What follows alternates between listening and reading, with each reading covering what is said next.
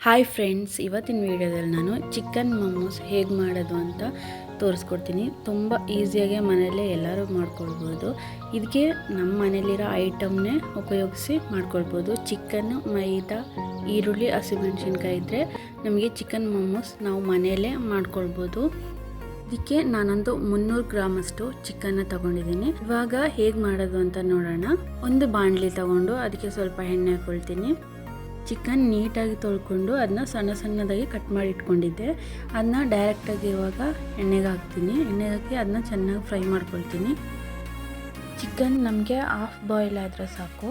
ಅದಕ್ಕೋಸ್ಕರ ನಾನು ಚಿಕನ್ ಹಾಕ್ಕೊಂಡು ಕೂಡಲೇ 1 ಸ್ಪೂನು ಉಪ್ಪು, 1 ಸ್ಪೂನ್ ಅರಿಶಿಣ ಹುಡಿ, 1 ಸ್ಪೂನು ಚಿಲ್ಲಿ ಪೌಡರ್ ಹಾಕ್ಕೊಳ್ತೀನಿ. ಇವಾಗ ಇದಕ್ಕೆ ನಾನು 2 ಕಟ್ ಮಾಡಿ ಇಟ್ಕೊಂಡಿರೋ ಈರುಳ್ಳಿ, 1 ಟೇಬಲ್ ಸ್ಪೂನಷ್ಟು ಚಿಲ್ಲಿ ಫ್ಲೇಕ್ಸ್ ಹಾಕ್ಕೊಳ್ತೀನಿ. ನಿಮಗೆ ಅದು ಇಲ್ಲ ಅಂತ ಹೇಳಿದ್ರೆ ಸಣ್ಣದಾಗಿ 1 ಹಸಿಮೆಣಸಿನ್ಕಾಯಿ ಕಟ್ ಮಾಡಿ ಹಾಕ್ಕೊಂಡ್ರು ಆಯಿತು. ಇಲ್ಲ ಅಂತ ಅಂದರೆ ಸ್ವಲ್ಪ ಜಾಸ್ತಿ ಮೆಣಸುಡಿನೇ ಹಾಕ್ಕೊಂಡ್ರು ಆಯಿತು. ಇವಾಗ ಕೊತ್ತಂಬರಿ ಸೊಪ್ಪು ಹಾಕ್ಕೊಳ್ತೀನಿ. ಇದರ ಜೊತೆಗೇ 1 ಸ್ಪೂನಷ್ಟು ಚಿಲ್ಲಿ ಸಾಸು, 1 ಸ್ಪೂನಷ್ಟು ಸೋಯಾ ಸಾಸ್ ಹಾಕ್ಕೊಳ್ತೀನಿ.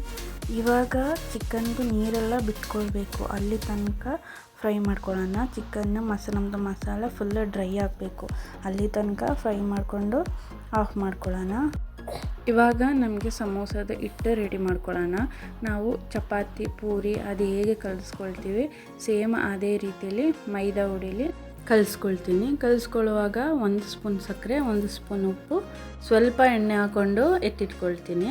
ಎತ್ತಿಟ್ಕೊಳ್ಳುವಾಗ ಅದರ ಮೇಲೆ ಸ್ವಲ್ಪ ಎಣ್ಣೆ ಸ್ಪ್ರೆಡ್ ಮಾಡಿ ಒಂದು 20 ನಿಮಿಷ ರೆಸ್ಟಿಗೆ ಬಿಡ್ತೀನಿ. ಇವಾಗ 20 ನಿಮಿಷ ಕಳೆದಿದೆ. ಇವಾಗ ನಾನು ಅದನ್ನ ತಗೊಂಡು ಸಣ್ಣ ಸಣ್ಣ ಉಂಡೆ ಮಾಡಿ ನಾವು ಪೂರಿ ಇವಾಗ ಯಾವ ರೀತಿ ಲಟ್ಟಿಸ್ಕೊಳ್ತೀವಿ ಸೇಮ್ ಅದೇ ರೀತಿ ಲಟ್ಟಿಸ್ಕೊಳ್ತೀನಿ.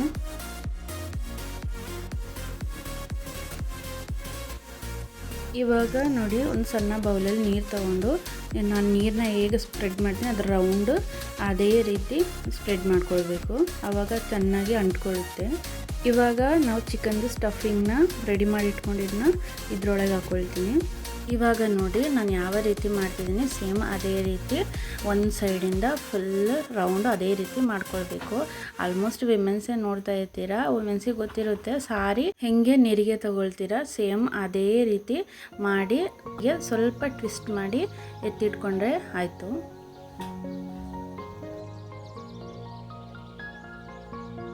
ನೋಡಿ ಇದೇ ರೀತಿ ಎಲ್ಲನೂ ನಾನು ಮಾಡಿ ಎತ್ತಿಟ್ಕೊಳ್ತೀನಿ.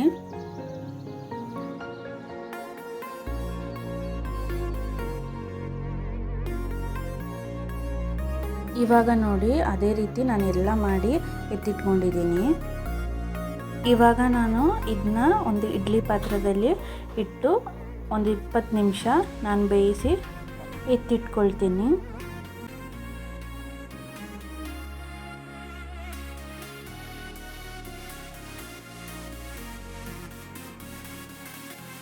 ಇವಾಗ ಮೊಮೋಸ್ಗೆ ಮೇಯ್ನಾಗಿ ಬೇಕಿರೋದೇ ಚಟ್ನಿ. ಆ ಚಟ್ನಿ ಹೇಗೆ ಮಾಡೋದು ಅಂತ ನೋಡ್ಕೊಂಬರೋಣ. ಒಂದು ಪ್ಯಾನಿಗೆ ಒಂದು 10 ಒಣಗಿದ ಮೆಣಸಿನ್ಕಾಯಿ, ಒಂದು ಅರ್ಧ ಈರುಳ್ಳಿ, 4 ಬೆಳ್ಳುಳ್ಳಿ ಹಾಕಿ ಚೆನ್ನಾಗಿ ಫ್ರೈ ಮಾಡ್ಕೊಳ್ತೀನಿ.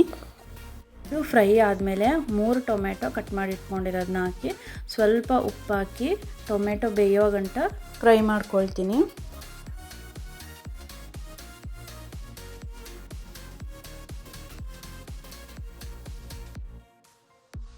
ಇವಾಗ ಟೊಮೆಟೊ ಚೆನ್ನಾಗಿ ಬೆಂದಿದೆ. ಈಗ ನಾನು ಸ್ಟವ್ ಆಫ್ ಮಾಡ್ಕೊಳ್ತೀನಿ. ಇದು ಫುಲ್ಲು ತಣ್ಣಗಾದ್ಮೇಲೆ ಮಿಕ್ಸಿ ಮಾಡಿಕೊಂಡು ಎತ್ತಿಟ್ಕೊಂಡ್ರೆ ಮೊಮೋಸ್ದು ಚಟ್ನಿ ರೆಡಿ. ಈಗ ನಮ್ಮದು ಮೊಮೋಸು 20 ನಿಮಿಷ ಕಳೆದು ಬೆಂದು ರೆಡಿಯಾಗಿ ಬಂದಿದೆ. ಇವಾಗ ನಾವು ಸರ್ವ್ ಮಾಡ್ಕೊಳ್ಳೋಣ. ಸುಮ್ಮನೆ ನಾವು ಅಂಗಡಿಲೇ ತುಂಬ ದುಡ್ಡು ಕೊಟ್ಟು ತಗೊಳ್ಳೋದಕ್ಕಿಂತ ಮನೆಯಲ್ಲೇ ಹೆಲ್ದಿಯಾಗಿ ಟೇಸ್ಟಿಯಾಗಿ ನಾವೇ ಮಾಡಿಕೊಂಡು ತಿಂದರೆ ಅದು ನಮಗೂ ಒಂದು ಖುಷಿಯಾಗುತ್ತೆ. ಈ ವಿಡಿಯೋ ಎಲ್ಲರಿಗೂ ಇಷ್ಟ ಆಗಿದೆ ಅಂತ ಅಂದ್ಕೊಳ್ತೀನಿ. Thank you.